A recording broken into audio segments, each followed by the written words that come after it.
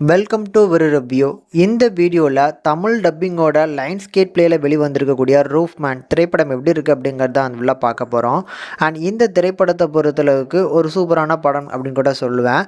இந்த படத்தோட கதையே வந்து பார்த்திங்கன்னா கொஞ்சம் டிஃப்ரெண்ட்டாக இருக்குங்க. ஸோ கதாநாயகன் இந்த ரூஃப்லாம் பார்த்திங்கன்னா ஏறி போய் பெரிய பெரிய திருட்டுகள்லாம் பண்ணக்கூடிய ஒரு ஆள். ஒரு கட்டத்தில் பார்த்திங்கன்னா போலீஸால் பிடிக்கப்பட்டு அவருக்கு 45 ஆண்டுகள் பார்த்திங்கன்னா சிறை தண்டனை கொடுத்துட்றாங்க. ஸோ இங்கே ஜெயிலில் வாழக்கூடிய இந்த வாழ்க்கையில இருந்து எப்படியாவது வெளியில் போகணும்னு ஆசைப்படக்கூடிய கதாநாயகன் ஒரு பிளானை போட்டு அங்கேருந்து தப்பிச்சு பார்த்திங்கன்னா வெளியில் வந்துடுறாரு. ஸோ அதுக்கப்புறம் போலீஸ்கிட்ட மாட்டாமல் இருக்கிறதுக்கு ஒரு சில விஷயங்கள் பண்ணி அதுவுமே பார்த்திங்கன்னா கரெக்டாக ப்ராப்பராக போயிட்டு இருக்கும்போது இவரோட லைஃப் எங்கெல்லாம் சுற்றி போகுது அப்படிங்கிறது தான் இந்த படத்தோட கதையாகவே காமிச்சிருப்பாங்க.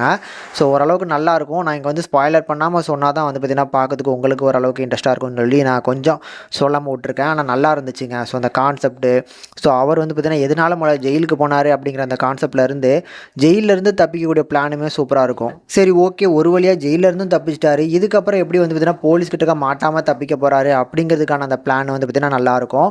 ஸோ ஒரு பர்டிகுலரான ஒரு டாய் மால் இருக்குங்க. ஸோ ஒரு சூப்பர் மார்க்கெட் மாதிரி ஒரு பெரிய சூப்பர் மார்க்கெட், அதுக்குள்ளே பார்த்திங்கன்னா பல வாரங்களாக உள்ளே இருப்பார்.